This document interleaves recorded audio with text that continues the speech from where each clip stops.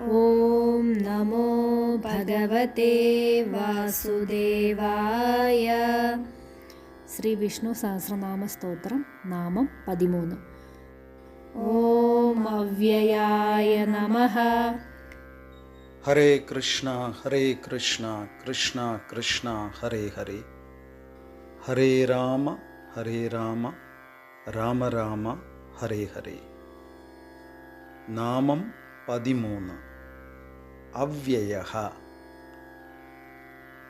അവ്യയം എന്നാൽ മാറ്റവും നാശവും ഇല്ലാത്തത് എന്നർത്ഥം.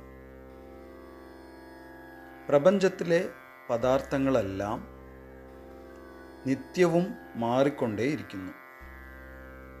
ഈ നിമിഷത്തിലുള്ള ലോകമല്ല അടുത്ത നിമിഷത്തിൽ. ജീവനുള്ളതും ഇല്ലാത്തതുമായ എല്ലാ വസ്തുക്കളും മാറ്റത്തിന് വിധേയമാണ്.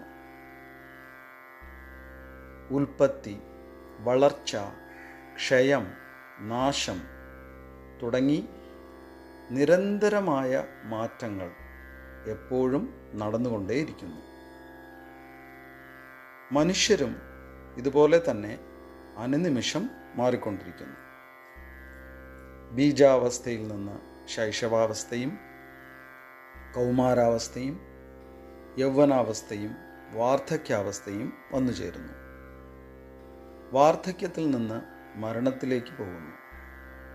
മരണശേഷം ജീവാത്മാവ് മറ്റൊരു ശരീരത്തിൽ പ്രവേശിക്കുന്നു.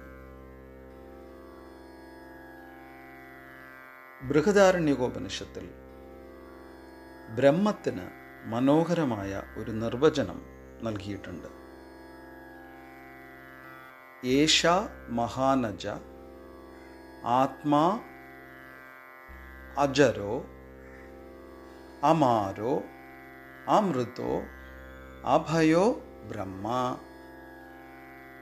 ഈ മഹത്തും ജന്മരഹിതവും ജരയ്ക്ക് വിധേയമല്ലാത്തതും നാശമില്ലാത്തതും മരണമില്ലാത്തതും ഭയമില്ലാത്തതുമായ ആത്മാവ് ബ്രഹ്മമാകുന്നു, അതായത് ഭഗവാനാകുന്നു.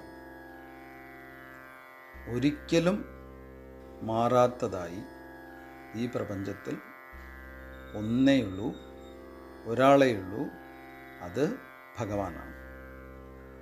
അതുകൊണ്ടാണ് ഭഗവാനെ നിർഗുണനെന്നും നിരാകാരനെന്നുമൊക്കെ വിശേഷിപ്പിക്കുന്നത്. അവ്യയഃ എന്ന് പറഞ്ഞാൽ ഒരിക്കലും മാറ്റമോ നാശമോ ഇല്ലാത്ത വ്യക്തി എന്നർത്ഥം. ഹരേ കൃഷ്ണ.